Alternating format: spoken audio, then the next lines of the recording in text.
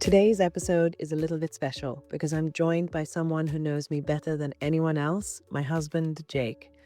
Jake's a builder by trade, maybe a man of few words by nature, but someone who brings a real sense of calm and steadiness to our lives.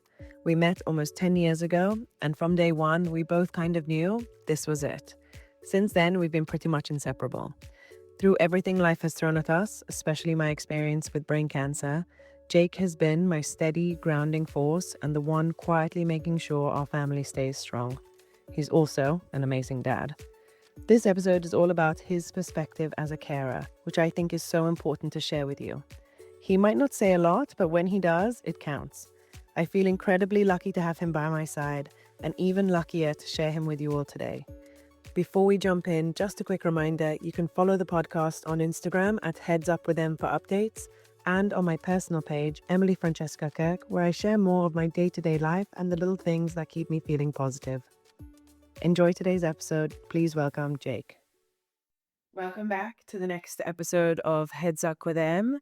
Today, I am very happy to be joined by my wonderful husband, Jake. Obviously, Jake has been with me throughout this whole experience, and I think it would be really nice to get a carer's perspective and his view on things and his experience with it. And most importantly, we also wanted to announce We're pregnant. that we are expecting, our third baby, which is really exciting. Something that we weren't really sure that we were able to do, but very exciting that we're able to do it, and we're on this next chapter. Hi, Jake. How's it going? Hi, thanks for finally having me up. I thought I'd be episode 1, but I guess episode 7. That's okay. That's all right. Let's get into it. Right on. Thank you for joining me, and I hope you enjoy re-listening to this on your drive home later when you're listening to this episode. So I just have a couple of questions for you. Some of them are mine, and some of them are from the audience. And some of them I compiled because I actually do receive a lot of lovely messages from some of our listeners. And I love hearing from other people's experiences. I often ask messages privately in my private chat on Instagram. And I get to know we get to kind of know each other online. So some of these questions are also questions that I might have been asked in the past that I think might be relevant to your and I's experience. So we'll get into them today. Are you ready? Yes. So Jake can be a man of few words, which is kind of why it's good we've warmed you up into now you know what the episodes are like and what the vibe is of each episode. But also it's quite fun for me to have him on because he can be a man of few words, that I can ask him a few more direct questions and he's kind of forced to speak. Forced to speak for once, which would be a nice change for you. Exactly. And it has to be more than a yes or no answer for the sake of you guys listening and for me. So I'm going to get a lot of enjoyment out of this too. Okay, so I guess we'd start off with how are you doing now in terms of this whole experience? And what kind of role do you see yourself playing in the day-to-day of today, So in terms of today, I definitely feel pretty blessed because we've recently had the 2-year scan and we got that sort of all clear. So I'm sort of just back to being a husband at this point. Like, it sometimes lingers in the back of my mind when, I think long term into the future and things like that. But I feel like, I'm past the storm and I'm just back living my life and enjoying it again. Fantastic. Yeah, I guess that's really good. Now at the moment we're in the phase of just going scan by scan, and I get scans every 4 months, which you come to me for most of my scan results now, which is nice. But I think it's nice that we're in a state of normalcy. Okay, let's go to the next question. This is we're going to get deep dive now, okay? Yeah. We started off easy. Now I thought we're going to a bit of more emotional things. Keep in mind I am pregnant, so if I do get emotional, we can just blame it on that. Mm-hmm. Okay, what have been some of the harder parts for you in this journey that maybe people are not able to see? So because you're with me all the time, What are things that you kind of have to cope with that maybe the outside and our outside friends and family don't see day to day? Um, for me, once again, I feel like I'm lucky. I've got a really good support network around me with my two best friends. Uh, the thing I probably struggled with the most is, like we were joking before, my communication style is more of actions than words. And so not being able to be as much of an emotional support as what I wanted to be as a husband, I sort of struggled with in the early part of it. And that's why we had those, discussions about me and Gab sharing that role of being that emotional support for you while we went through the process. But that was probably, the biggest thing I struggled with was my own limitations and not being able to help you when I really wanted to. Yeah, like maybe we'll go into a bit more detail. Gab was more of the emotional and humorous support, and you were more of like the physical doer. I was like a rock. I was there, I was present, you could rely on me, but I wasn't communicating as well as what I should have been. Yeah. What about harder parts that like I go through that other people aren't able to see, maybe, that you kind of have to be there for, you know? I in my opinion, the hardest part for you was we've always been very independent people, Yeah. and losing that independence and struggling having to ask people for help for the simplest things of like going to the shops or, looking after your own kids. I think at the start, it wasn't really the cancer that you found the hardest. It was that loss of independence of like, these are my kids and I can't look after my own kids right now. I don't think your struggle was about you or your health. It was more your loss of your own Yeah. identity.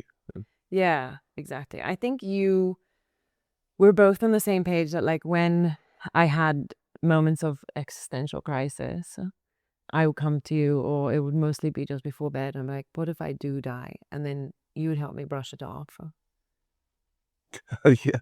I mean, Yeah. at the end of the day, I know going through these periods, obviously everyone's different, but it's obviously it's hard, but like that's just life. Like I think having these moments really makes you reflect on what's important and like draws it really into focus. But it's no different to 6 months before our diagnosis. Like Yeah. as scary as the thought is, like I could cross the road tomorrow and get hit by a Yeah. car.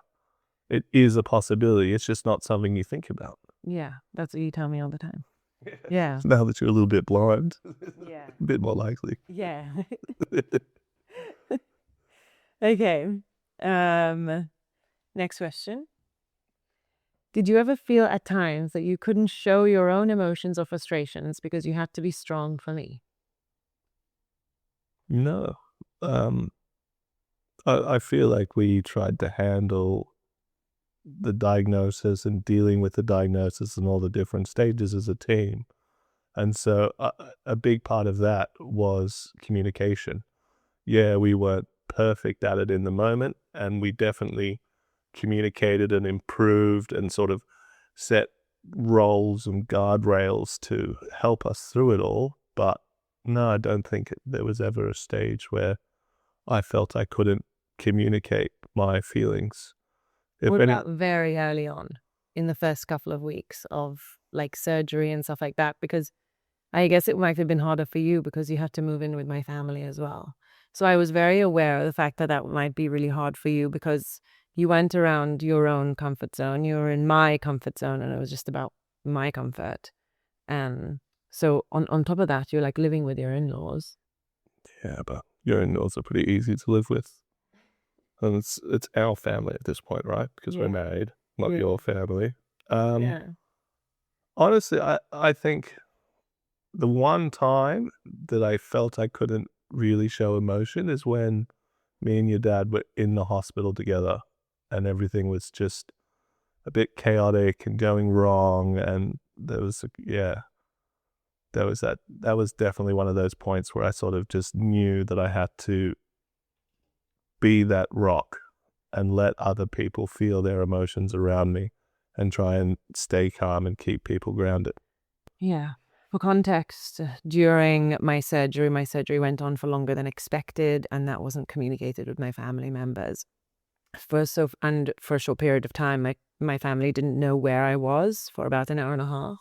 Yeah, about 2 or 3 hours. Wow. So I think it caused just like so much panic for Yeah, already one of the hardest days. yeah, because you were meant to be finished with surgery, and I went and spoke to the desk clerk, and I was like, what's happening? Can I get an update? And they're like, oh yeah, she's been transferred to the emergency room for after the operation. So I went there, and the lady was like, oh, sometimes they transfer you a bit early. She'll probably be here in half an hour. It's all done. So I was like, oh, great. Went back and told everyone it's all done. And then went back about half an hour, 40 minutes later. And yeah, you weren't there. And the systems were all saying you were there. And there was like, an hour and a half where I had no idea where you were. The hospital, no one on the staff knew. And it just turned out that, you were on the operating table. Yeah. I was panicking. I was a little worried, but these things happen, right? So yeah, that's hard. I don't like to think about that day, to be honest. Thinking about my family worrying about me. That's a tough one. Okay, this is a happy one. How do you think this experience has changed us as a couple? I think you're going to answer this very differently to me, but I don't think it's changed us very much as a couple. Yeah. I think even before this experience, we were very much of the mentality of, let's take each day as it comes. Let's just live and enjoy our lives to the best of our abilities. And that's sort of been the takeaway even after this experience, is just doubling down on that idea of just take each day as it comes and just enjoy the time that you have. Don't get too caught away in planning or thinking about the future.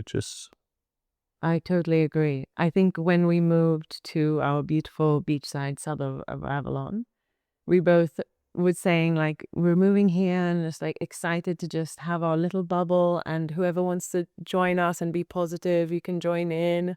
Yeah. And we just want to feel really calm. And that's how we went into our marriage.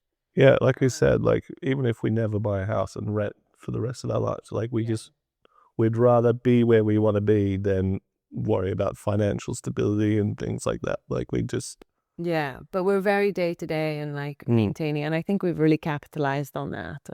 That's just, enjoy each other and have fun and yeah, enjoy each day as it comes. And don't wish too much for the future. We've never wished too much and like planned too heavily. Exactly. We've never planned too heavily because it puts on way too much pressure for us as a couple, I think. Like if I had expectations or anything like that, like we don't really have major expectations. We have ways we want to live. somewhat goals. We're not wishy-washy hippies, but Yeah. But we have ways we'd like to live. yeah. There's not a lot of pressure beyond that, No. which is really nice. Yeah, exactly. Yeah. So I think this experience for us has like, initially it was a rocky start, obviously. I think that was really hard. I was going through treatment, but I also was on that drug Zoladex, and Yeah, that was a bad one. yeah, makes you go through menopause. So my emotions were anyway really heightened. And yeah, that was really hard in my emotional instability. So I think for us, you just have either really good days or really bad days. Which thankfully I don't think there were many extremely bad days. I can only think of, 2 in this whole experience for me that I would have like a really low moment. But for us as a couple, I think we were able to move on from that and like, stay really positive. Okay, next one. Okay, this is where we'll go a bit deep, Jake. Can you go there? Probably not, but Were there some moments where we struggled and others that we handled really well? Can you name some? struggling is what we touched on before, was the emotional support aspect to it. And then in terms of what we did well, I think we did well at the whole experience because, like, even though I wasn't the most, like, emotionally available at points, I recognized that in myself and communicated that with you, and we, like, worked out a way to get you the support that you needed. Yeah, and I don't think it knows necessarily support I needed because I actually quite like someone who isn't that emotionally available in a sense. Like, I don't want you to pander to my every emotion. If I'm really sad, I kind of don't want you to like sit with me in my sadness. You know what I mean? It might make me just more sad. And I think at the start I would be like, I need to see that you're as sad as me. And like, how can you not be as shocked as I am? You know, I would say that to you. Like, I was living in a state of like complete shock, and like, how are you not? I need to see that you're in the same as me because like, otherwise, I'm just so confused. But I think later on, I learned that like, I'm actually so lucky that I can't see how rattled you are and how difficult that is for you. But I can see your ways of support. You know, you're very stable, you're very calm, you're able to laugh things off. And I think I also began to appreciate that a lot more, you know? Mm. Like you are very consistent and very, yeah, extremely consistent, I would say, and just very stable. And so I just began to enjoy that. And we really enjoy doing things like going out on adventures and using our weekend time together and spending time with the kids. And I think that became really valuable to us. Yeah. Yeah. I fully agree. I think that's an important point to touch on, especially from a carer's perspective, is like you are who you are, and what your partner's going through isn't going to change that. And so you need to be able to recognize that you can really only give them the support that you're capable to give. And you can't feel guilty if you can't give your partner everything in that moment. Yeah. You sort of need to communicate that with your partner and sort of work it out. Exactly. I think like I think I had to learn like this experience isn't going to magically change you into someone that I think the perfect carer might be, right? Exactly. It's not Yeah. going to like flick a switch into, oh, I'm in like carer mode and this is what the book Yeah, is everyone's to be. we're still You're human. still and you're still who I'm you were still me. before. Exactly. Yeah. If anything, you're a shocked version of yourself because you're Yeah. dealing with this like major life event. Yeah. And it's just, yeah, really important for you to recognize that and try not put pressure on yourself in these moments. Yeah. I think that's a really a good point to just keep in mind, especially at the start when everything's really fresh and raw, that, no one's perfect. You're going to let down your partner, and that's okay. You know, don't, it's hard not to feel guilty about it in the moment because obviously your partner's going through something that's so massive, but like, it's just life. Like you're together for the rest of your life. Yeah. And I think exactly, I hopefully, do you think I came to that towards you with compassion? Like, do you think over time, I think it was harder at the start, but over time I approached it coming to you with more perspective for your experience? How Yeah. do you think I handled you being a carer? Because that's quite hard, you know. It's like a very selfish time in my life, right? Because it's all about me. Yeah. But then, like, how do you think I handled that? Like, letting that down sometimes. I've been like, okay, I think Jake needs moments for himself. Yeah. It's like what you were touching on before of at the start, it's all happening around you. There's doctors, there's appointments, you're trying to book things, you're worrying about the future. You've got a million things on your mind, and it's just the communication gets better and better over time, I reckon, because you have more discussions and you're both sort of working through things together individually with friends, with psychiatrists, things like that, whoever you need to be your support network. Okay. Has this experience changed you in any way or how you approach life? I wouldn't say it's changed how I approach life. Um, has it changed me? I like to think so. I mean, every experience, positive or negative, I think changes you in somewhat, whether you're conscious of that change or not. But yeah, as I said, I feel blessed. I've as weird as this sounds, I look back at this as sort of a positive experience for me.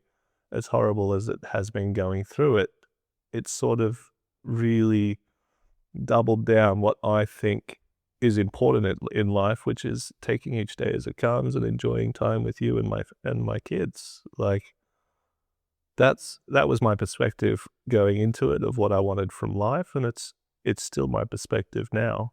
Would I in an ideal world not have liked to have a wife with brain cancer? Sure, but that's life. Like, Yeah, there's no time, please. yeah, In sickness and in health. in sickness and in health. Yeah. And I think I say this to you all the time, and I think it's mind-blowing because I think the naivety of myself would never agree with this. But you and I are happier today than we were the day before I got diagnosed. Yeah, but we, like we always say to each other, we're very much, the more experiences and memories, the more we shape and sort of change each other to be better versions of ourselves. And we're very lucky in that. That's why we're married. And Definitely. Yeah, I just think like our marriage is much more stable mm, and we get so much more out of it and so much more joy because we don't care about little things, like in our marriage, we really don't worry about. who did the dishes or didn't do the dishes? Yeah, exactly. Keeping score tabs or this No. kind of stuff because, yeah, like the bigger picture, and unfortunately, the bigger picture being death. We have to Yeah. think about like what's more important, worrying about all of these smaller things or enjoying each other and the time that we have with each other. Yeah, We love each other. So at the end of the day, that's probably a big point, is just being conscious of the fact that you're both a team. mhm. And when you get emotional, or I get emotional, the other person needs to recognize at the end of the day, we need to make sure that we're always a team and on the same page and working things out together. Yeah, exactly. And lastly, what do you do for yourself as a carer that helps you clear your head or help your mental state, makes you feel better in times where you might feel overwhelmed? My one's bodyboarding. Um, I mean, everyone's going to have a different hobby or something they do, but for me, it's honestly just getting in the ocean and catching a few waves. It's like magic. Yeah. Um, Is it nice that you don't have any like headphones or anything out there? yeah, the sounds, the wind. I am a bit jealous, yeah, the way you can meditate out there because I'm way too scared of sharks to do it. But yeah, it sounds like it would be. I am like so jealous that you have this love. I am conscious now. If there's no one in the surf anymore, I tend to be like, I'm not going out now. As long as there's a couple of other people in there, then I'm like, it's all right in my head. I So, know. I do. When we were younger, earlier in our marriage, you would always go out, rain, hail, or shine. And now I like that you're a little bit more no, I'm a dad now. conscious. I gotta be responsible. Yeah, and if sometimes I'll ask you like, oh, how was the surf? And you'll say, I swam in the pool. Yeah. I just had a swim in the pool. Wait, that's just as good. Yeah. Anyway, that makes me really happy. Hmm. Thank you so much for answering my questions. How do you feel after that? Is it hard to kind of sometimes look back on it and talk about it a little bit more for you? No, I don't really have any struggles with looking back on it. Like I said, when I was going through it, I had the support of my two best mates, and they gave me some really good advice going through it. Like one of my best mates, his mum passed away after a really long struggle with cancer, and he said the most important thing that he took away from it was taking the pressure off moments and birthdays and just spending time with people. Just don't put like a shot clock on it in that sense. Just try and enjoy the moment, because as time passes, you put more and more pressure on these moments, and he said with hindsight, it sort of ruined the moment for him because he just felt so much, like everyone felt pressure that they had to make this make this the best. Like, what if this is the last one? And yeah, that would just be honestly, my one piece of advice for people listening is the biggest takeaway is just try to enjoy the moments and try and take that pressure off yeah, how am I gonna put it? Yeah, I think that's perfect, Jay. Yeah, I totally agree. I think that's something I did 100% in the first year. Yeah. But like Christmas and birthdays and Easter, It's definitely a learning process. Like you Yeah. said, like I was spoiling the girl. we were first week of December, we were finding all this out. So literally Christmas was 2 or 3 weeks later. And Yeah. like we were saying, like you get better at it. It's definitely harder at the start because everything's fresh. But like I said, just trying to be conscious of the fact of just take each day as it comes. Try and take the pressure off the moments, whatever it is, even if it's just enjoying a coffee with your friends or even if it is your birthday. Like just try and appreciate the moment for what it is and just let yourself enjoy that moment. Don't get caught up in trying to think about what this moment represents.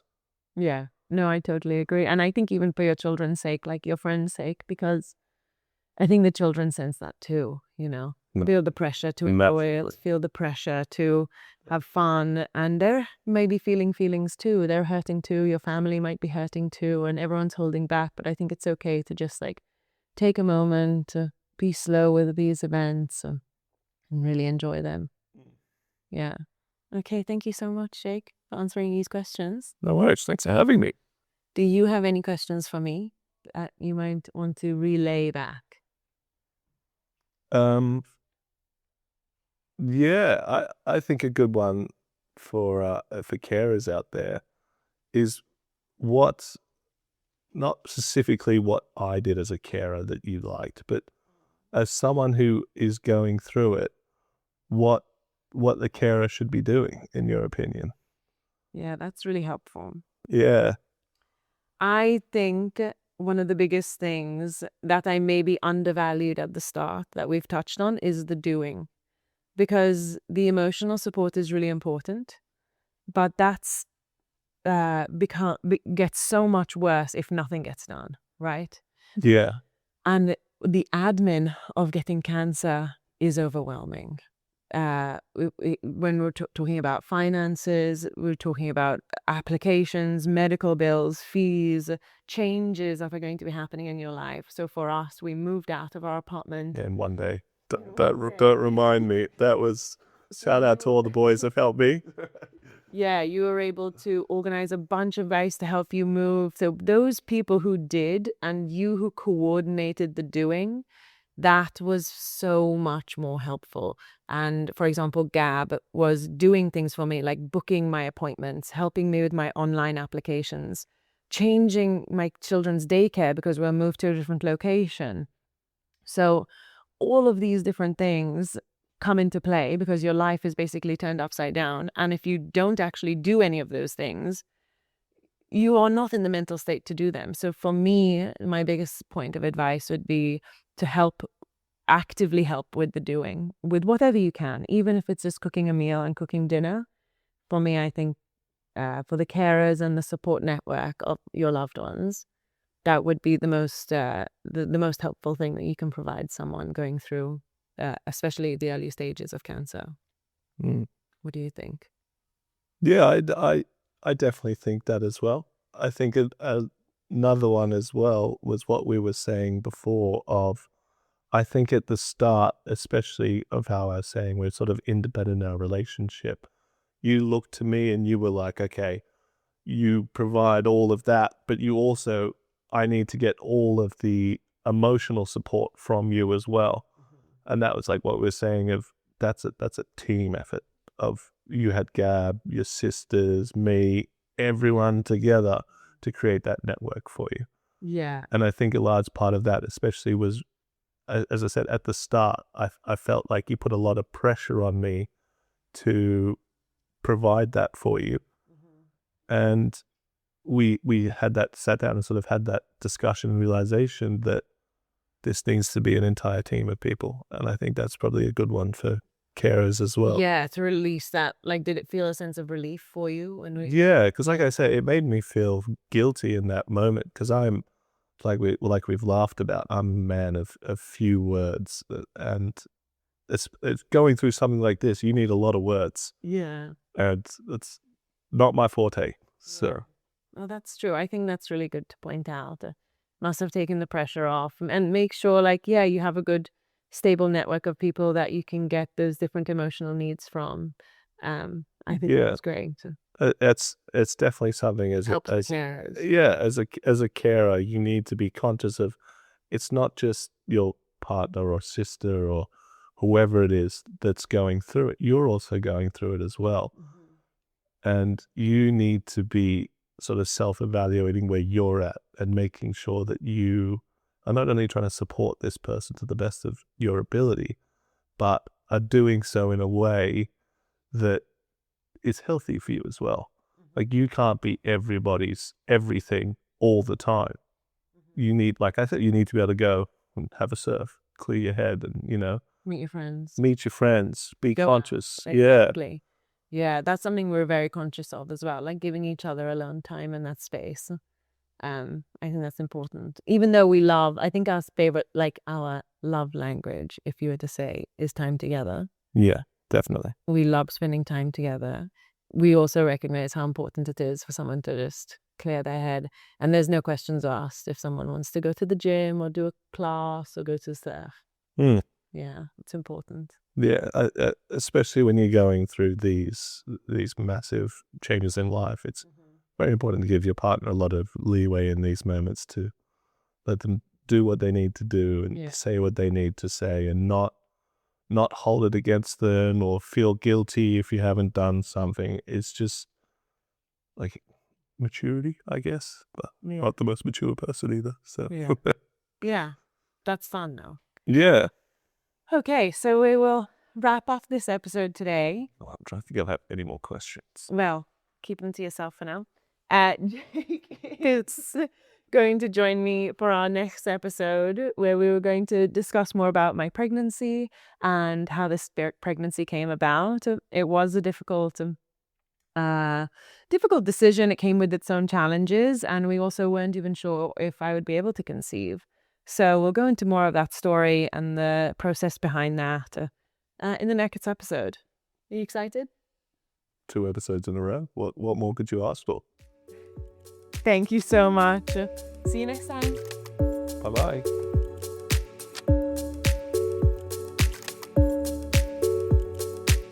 Thank you so much for tuning into this episode of Heads Up with Em. I hope you enjoyed today's conversation. If you're a brain cancer survivor, a caregiver, or someone just looking for some inspiration, remember you're not alone and your story matters. Don't forget to subscribe, rate, and leave a review if you enjoyed the episode. It helps others find this space too. If you want to connect, you can find me on Heads Up with Em Instagram and my Instagram account, Emily Francesca Kirk. I'm excited to share more with you next time.